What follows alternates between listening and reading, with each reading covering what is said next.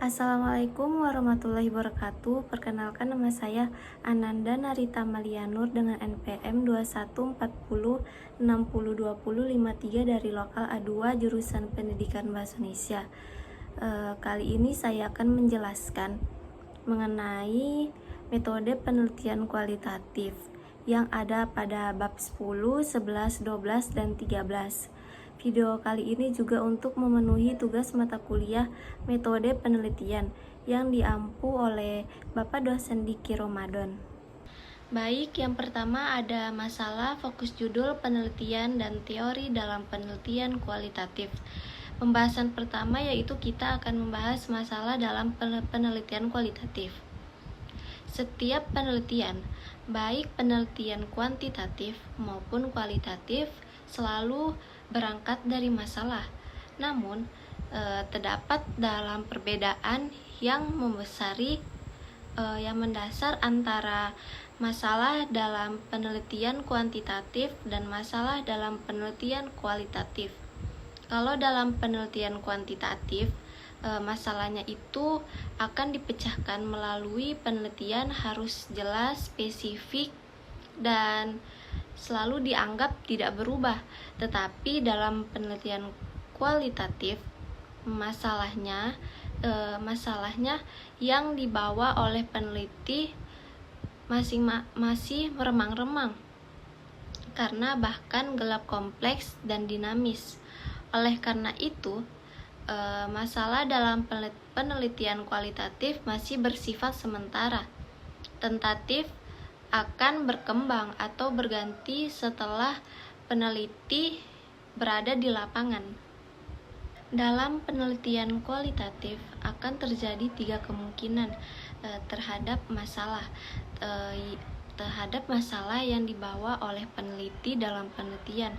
Yang pertama, masalah yang dibawa oleh peneliti tetap sehingga sejak awal sampai akhir penelitian sama. Dengan demikian, judul proposal dengan judul laporan penelitian sama. Yang kedua, masalah yang dibawa peneliti setelah memasuki penelitian berkembang, yaitu memperluas atau memperdalam masalah yang telah disiapkan. Dengan demikian, tidak terlalu banyak perubahan sehingga judul penelitian cukup disempurnakan. Yang ketiga, masalah yang dibawa peneliti setelah memasuki lapangan. Setelah memasuki lapangan, otomatis sebuah masalah tuh berubah total sehingga harus diganti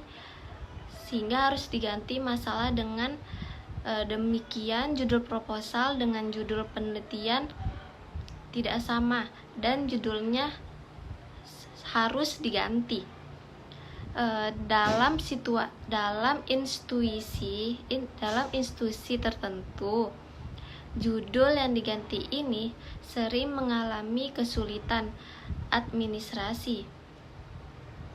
Oleh karena itu, institusi yang menangani penelitian kualitatif harus mau dan mampu menyesuaikan dengan karakteristik masalah kualitatif ini.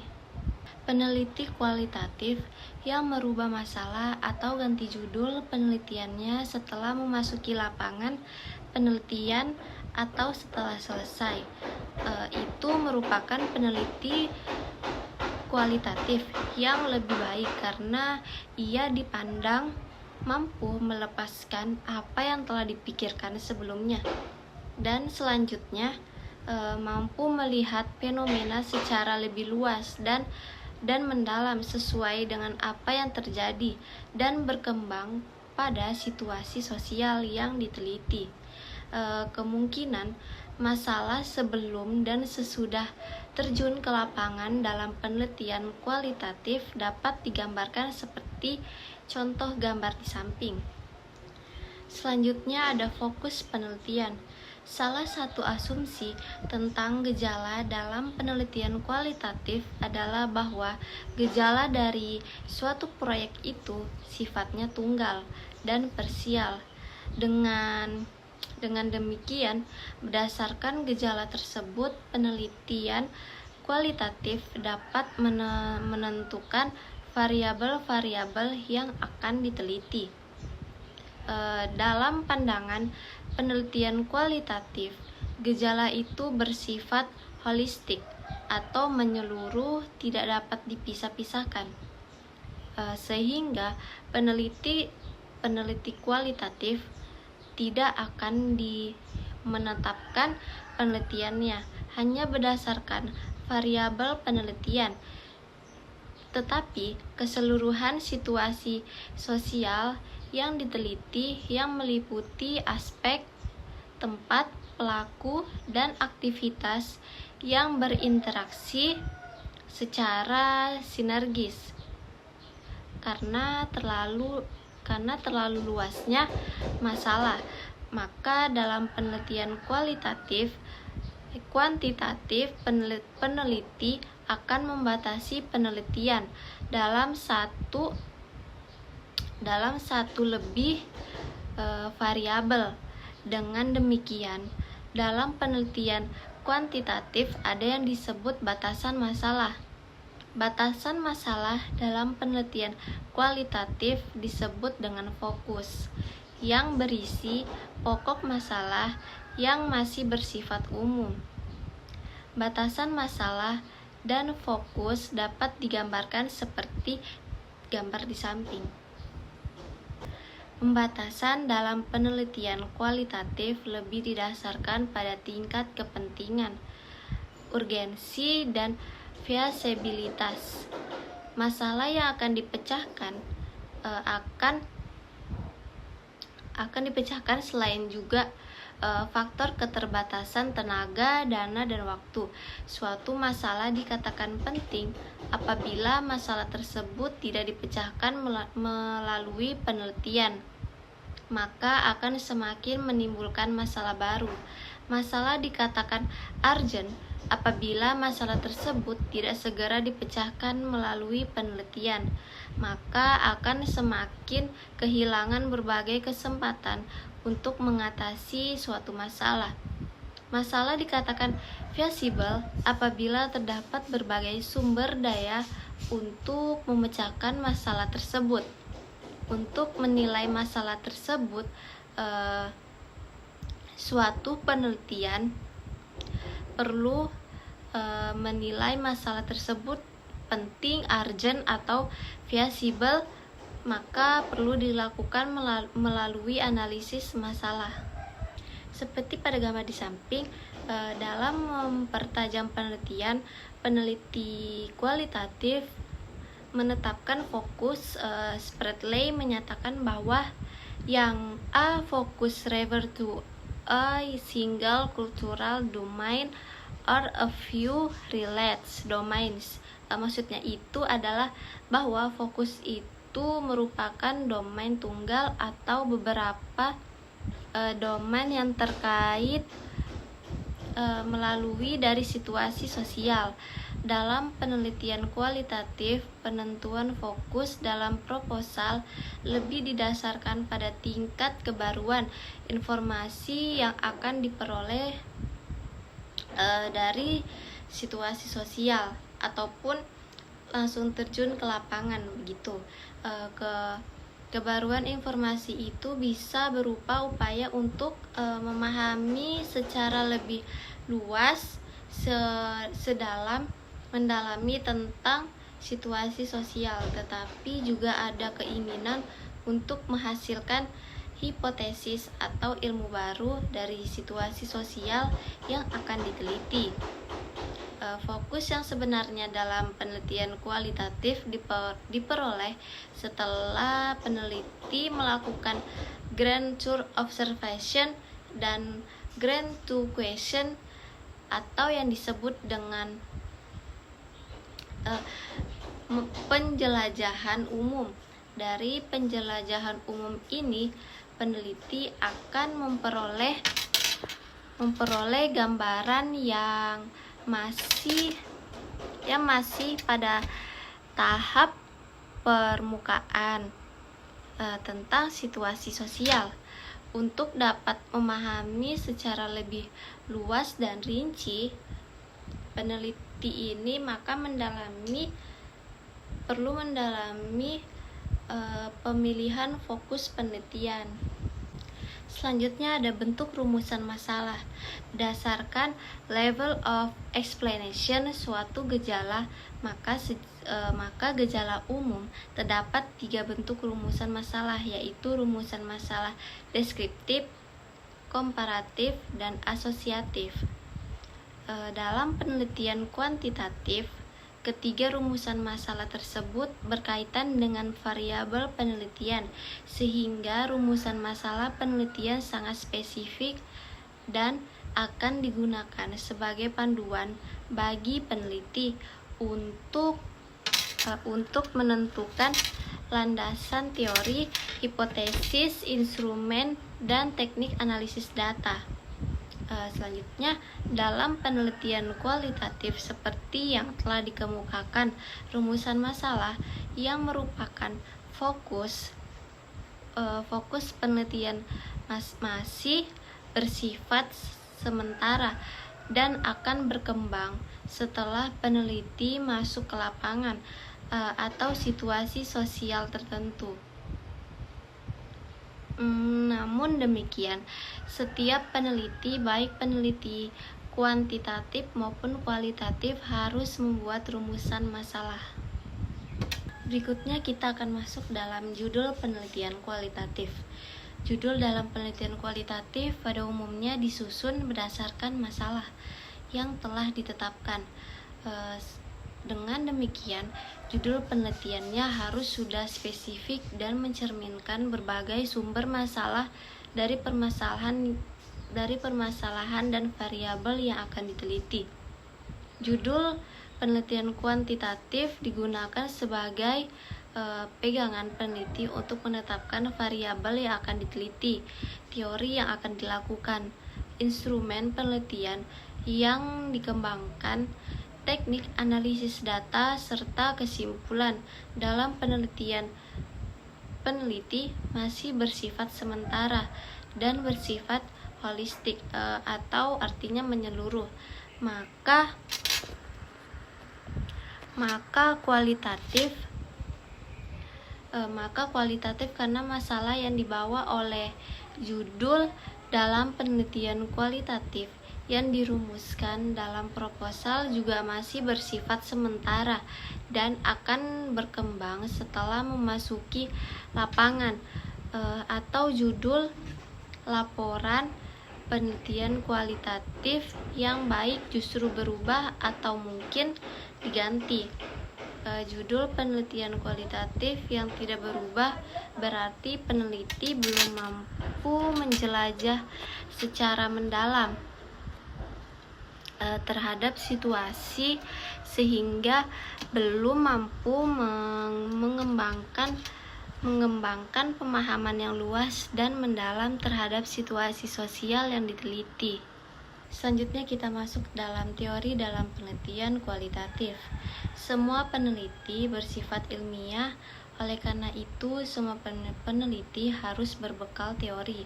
Dalam penelitian kuantitatif, teori yang digunakan harus sudah jelas, karena teori di sini akan berfungsi untuk memperjelas masalah yang diteliti. Masalah yang diteliti sebagai dasar untuk merumuskan hipotesis dan sebagai referensi untuk menyusun instrumen penelitian. Oleh karena itu, landasan teori dalam proposal penelitian kuantitatif harus sudah jelas teori apa yang akan dipakai. Dalam penelitian kualitatif, karena permasalahan yang dibawa oleh peneliti masih bersifat sementara, maka teori yang digunakan dalam penyusunan proposal penelitian kualitatif juga masih bersifat sementara dan akan berkembang setelah peneliti memasuki lapangan atau konteks sosial. Dalam kaitannya dengan teori, kalau dalam penelitian kuantitatif itu bersifat menguji hipotesis atau teori. Sedangkan dalam penelitian kualitatif bersifat menemukan teori. Oleh karena itu, penelitian kualitatif jauh lebih sulit dari penelitian kuantitatif, karena penelitian kualitatif harus berbekali teori, karena teori tersebut lebih luas sehingga mampu menjadi human instrument yang baik. Dalam hal ini, Brooks and Gall tahun 1988 menyatakan bahwa qualitative research is much more difficult to do well than quantitative research because the data collection are usually subjective and the main measurement tool for collecting data is the investigation himself. Penelitian kualitatif lebih sulit dibandingkan dengan penelitian kualitatif karena data yang terkumpul bersifat subjektif dan instrumen sebagai alat pengumpul data adalah peneliti itu sendiri. Jadi, untuk dapat menjadi instrumen penelitian yang baik, penelitian kualitatif dituntut untuk memiliki wawasan yang luas, baik wawasan teoritis maupun wawasan yang terkait dengan konteks sosial yang diteliti melalui berupa nilai, budaya, keyakinan, hukum, adat, istiadat yang terjadi dan berkembang pada konteks sosial tersebut. Bila penelitian tidak memiliki wawasan yang luas, maka peneliti akan sulit membuka pertanyaan kepada sumber data, sulit juga memahami apa yang terjadi, tidak akan terdapat melakukan analisis secara induktif terhadap data yang diperoleh. Sebagai contoh, seorang peneliti di bidang manajemen akan merasa sulit untuk mendapatkan data tentang kesehatan karena untuk bertanya pada bidang kesehatan saja akan mengalami kesulitan. Demikian juga dengan peneliti yang berlatar belakang pendidikan akan sulit untuk bertanya memahami bidang antropologi. Selanjutnya kita akan masuk dalam bab 11 yaitu populasi dan sampel. Terdapat perbedaan yang mendasari dalam pengertian antara pengertian populasi dan sampel. Dalam penelitian kuantitatif dan kualitatif, dalam penelitian kuantitatif, populasi dapat diartikan sebagai wilayah generalisasi yang terdiri atas objek atau subjek yang mempunyai kualitas dan karakteristik tertentu yang ditetapkan oleh peneliti untuk dipelajari dan kemudian ditarik kesimpulannya, sedangkan sampel adalah sebagian dari populasi itu. Populasi itu misalnya penduduk di wilayah tertentu, jumlah pegawai pada organisasi tertentu, jumlah guru dan murid di sekolah tertentu, dan sebagainya. Dalam penelitian kualitatif tidak menggunakan istilah populasi, tetapi oleh Spradley dinamakan social situation atau situasi sosial yang terdiri atas 3 elemen, yaitu tempat, pelaku, dan aktivitas yang berinteraksi secara sinergis. Situasi sosial tersebut dapat di rumah berikut keluarga dan aktivitasnya, atau orang-orang di sudut-sudut jalan yang sedang ngobrol, atau di tempat kerja, di kota, di desa, atau di wilayah suatu negara. Berikut situasi sosial dinyatakan sebagai objek penelitian yang ingin diketahui apa yang terjadi di dalamnya. Pada situasi sosial atau objek penelitian ini, peneliti dapat mengamati secara mendalam agar aktivitas orang-orang yang ada pada tempat tertentu. Jadi dalam penelitian kualitatif tidak menggunakan populasi, karena populasi penelitian kualitatif berangkat dari kasus tertentu yang ada pada situasi sosial tertentu, dan hasil kajiannya tidak akan diberlakukan ke populasi, tetapi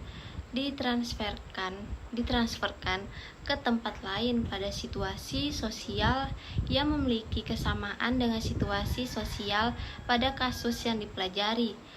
Sampel dalam penelitian kualitatif bahkan dinamakan responden, tetapi sebagai sumber atau partisipan informan, teman atau guru dalam penelitian. Sampel dalam penelitian kualitatif juga bukan disebut sampel statistik, tetapi sampel teoritis, karena tujuan penelitian kualitatif adalah untuk menghasilkan teori. Dari gambar tersebut terlihat bahwa teknik sampling pada dasarnya dapat dikelompokkan menjadi dua, yaitu probability sampling dan non-probability sampling. Probability sampling meliputi simple random, yaitu proportionate, stratified random, disproportionate, stratified random, dan area random. Non-probability sampling meliputi sampling sistematis, sampling kuota, sampling aksidental, purposive sampling, sampling jenuh, dan snowball sampling. Jadi berikut ini adalah bermacam-macam teknik sampling. Jadi penentuan sampel dan penelitian kualitatif dilakukan saat peneliti mulai memasuki lapangan dan selama penelitian berlangsung. Caranya yaitu peneliti memiliki orang-orang tertentu yang dipertimbangkan akan memberikan data yang akan diperlukan. Selanjutnya, berdasarkan data atau informasi yang diperoleh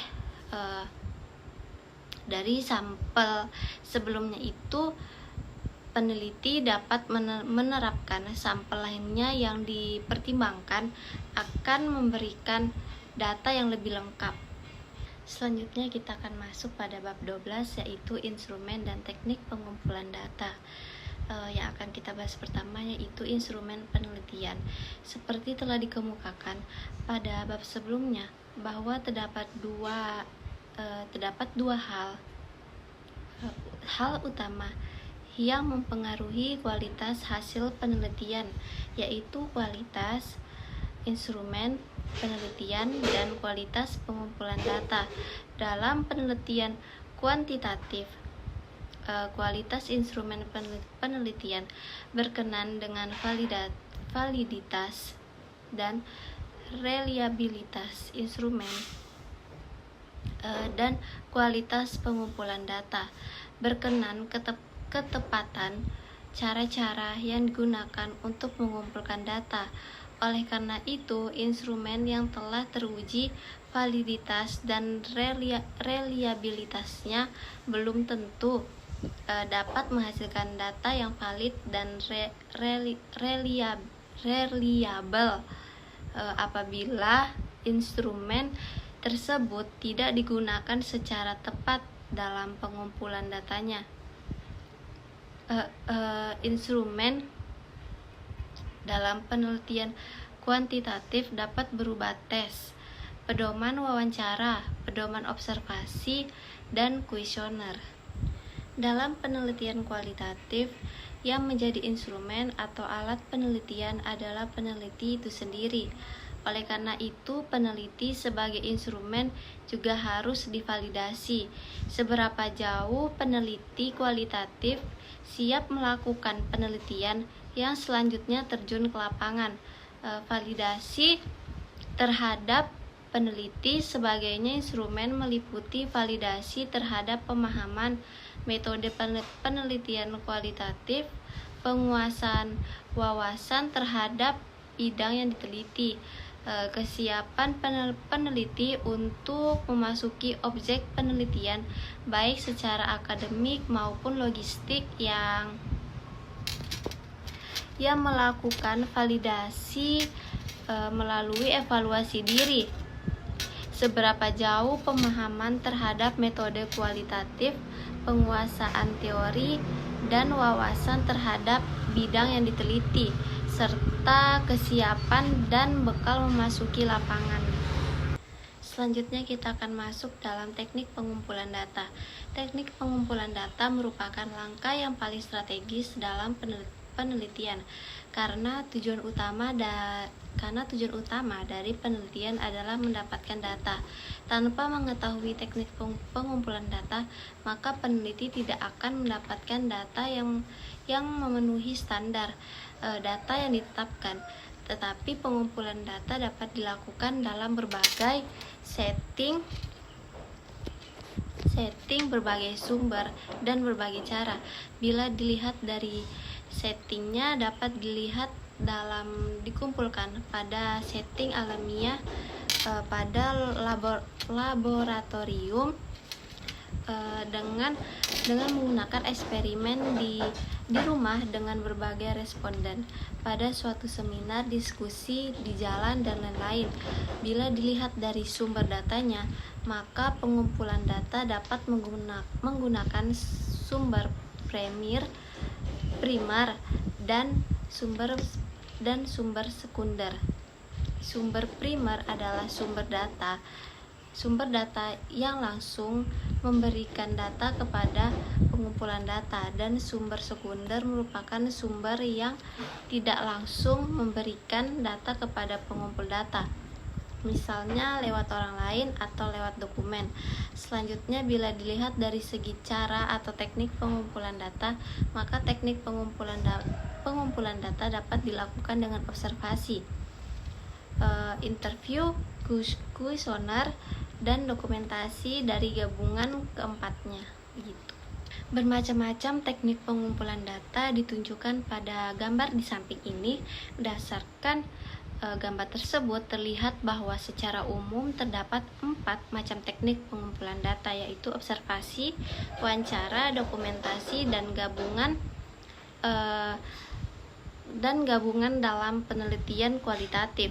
Pengumpulan data dilakukan pada natural setting atau kondisi alamiah, sumber data primer, dan teknik pengumpulan data lebih banyak pada observasi, berperan, serta wawancara mendalam. Berikut ini adalah macam-macam teknik observasi, seperti gambar di samping. Pengumpulan data dengan observasi. Macam-macam observasi. Menurut Nasution tahun 1988 menyatakan bahwa observasi adalah dasar semua ilmu pengetahuan. Para ilmu hanya dapat bekerja berdasarkan data, yaitu fakta mengenai dunia. Kenyataan yang diperoleh melalui observasi, data itu dikumpulkan dan seiring dengan bantuan berbagai alat yang canggih, sehingga benda-benda yang sangat kecil maupun yang sangat jauh atau benda yang berada di luar angkasa dapat diobservasi dengan jelas. Kedua adalah pengumpulan data dengan wawancara atau interview. Wawancara digunakan sebagai teknik pengumpulan data apabila peneliti ingin melakukan studi pendahuluan untuk menemukan permasalahan yang harus diteliti, tetapi juga apabila peneliti ingin mengetahui hal-hal dari responden yang lebih mendalam. Dalam penelitian kualitatif, seiring menggabungkan teknik observasi partisipatif dengan wawancara mendalam. Selama melakukan observasi, peneliti juga melakukan interview kepada orang-orang yang ada di dalamnya. Di dalam teknik-teknik tersebut terdapat bermacam-macam interview wawancara, yaitu teknik wawancara terstruktur, yang kedua semi terstruktur, dan tidak terstruktur. Selanjutnya yang ketiga, teknik pengumpulan data dengan dokumen. Dokumen merupakan catatan peristiwa yang sudah berlalu. Dokumen bisa berbentuk tulisan, gambar, atau karya-karya monumental dari seseorang. Dokumen yang berbentuk tulisan misalnya catatan harian, sejarah kehidupan, atau cerita biografi, peraturan kebijakan. Dokumen yang berbentuk gambar misalnya foto, gambar hidup, sketsa, dan lain-lain. Dokumen yang berbentuk karya misalnya karya seni yang dapat berupa gambar, patung, film, dan lain-lain. Studi dokumentasi merupakan pelengkap dari penggunaan metode observasi dan wawancara dalam penelitian kualitatif. Yang keempat yaitu triangulasi atau pengumpulan. Dalam teknik pengumpulan data, triangulasi diartikan sebagai teknik pengumpulan data yang bersifat menggabungkan dari berbagai teknik pengumpulan data dan sumber data yang telah ada. Bila peneliti melakukan pengumpulan data dengan triangulasi, maka sebenarnya peneliti mengumpulkan data yang sekaligus menguji kredibilitas data, yaitu mengecek kredibilitas data dengan berbagai teknik pengumpulan data dan berbagai sumber data. Berikutnya kita akan masuk pada bab 13, yaitu teknik analisis data. Jadi pengertian dalam penelitian kuantitatif, teknik analisis data yang digunakan sudah jelas, yaitu diarahkannya untuk menjawab rumusan masalah atau menguji hipotesis yang telah dirumuskan dalam proposal.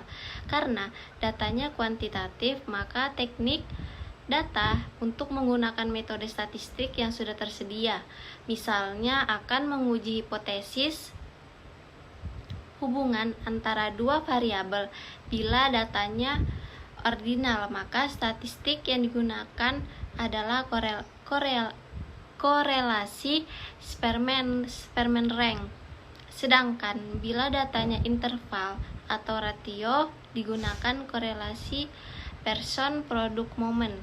Bila akan menguji signifikansi komparasi data dua sampel, datanya interval atau ratio, digunakan t-test dua sampel.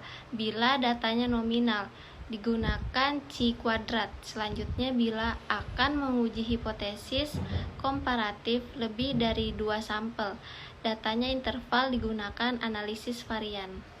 Dalam penelitian kualitatif, data diperoleh dari berbagai sumber dengan menggunakan teknik pengumpulan data yang bermacam-macam dan dilakukan secara terus-menerus sampai datanya jenuh. Dengan pengamatan yang terus-menerus tersebut mengakibatkan variasi data tinggi sekali. Data yang diperoleh pada umurnya adalah data kualitatif ataupun tidak menolak data kualitatif, sehingga teknik analisis data yang digunakan belum ada polanya.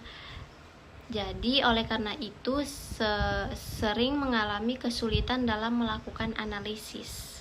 Berdasarkan hal tersebut, di atas dapat dikemukakan di sini bahwa analisis data adalah proses mencari dan menyusun secara sistematis data yang diperoleh dari hasil wawancara, catatan, lapangan, dan dokumentasi dengan cara mengorganisasikan data ke dalam kategori, menjabarkan ke dalam unit-unit, melakukan sintesa, menyusun ke dalam pola, memilih mana yang penting dan yang akan dipelajari, dan membuat kesimpulan sehingga mudah dipahami oleh diri sendiri maupun orang lain. Berikut proses analisis data. Analisis data dalam penelitian kualitatif dilakukan secara sebelum memasuki lapangan, selama di lapangan, dan setelah selesai di lapangan. Dalam hal ini Nasution tahun 1988 menyatakan analisis telah mulai sejak merumuskan dan menjelaskan masalah sebelum terjun ke lapangan, dan berlangsung terus sampai penulisan hasil penelitian. Analisis data menjadikan pegangan bagi penelitian selanjutnya, sampai jika mungkin teori yang grounds grounds, namun dalam penelitian kualitatif, analisis data lebih difokuskan selama proses di lapangan bersamaan dengan pengumpulan data. Seperti telah dikemukakan bahwa analisis data kualitatif pada dasarnya adalah ingin memahami situasi sosial atau objek penelitian dalam penelitian kuantitatif, menjadi bagian-bagian hubungan antara bagian dan dengan hubungannya dengan keseluruhan. Jadi ibaratnya begini, seorang peneliti arkeologi menemukan batu-batu pondasi, tiang-tiang pintu, kerangkanya atap atau genting, dan akhirnya dapat dikonstruksikan tertentu menjadi rumah jenis tertentu, sehingga rumah tersebut dapat diberikan nama. Jadi inti dari analisis tema kultural itu adalah bagaimana peneliti mampu mengkonstruksi barang yang berserakan menjadi rumah, dan rumah itu jenis rumah apa.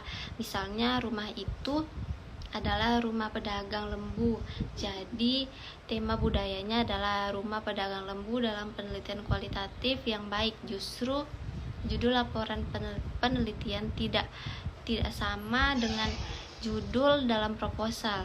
Hal ini berarti penelitian mampu melepaskan diri tentang apa yang dipikirkan sebelum melihat gejala dalam situasi sosial tersebut. Objek penelitian yang alamiah lebih mampu memperhatikan kondisi yang sebenarnya terjadi di lapangan, tidak terpengaruh oleh pola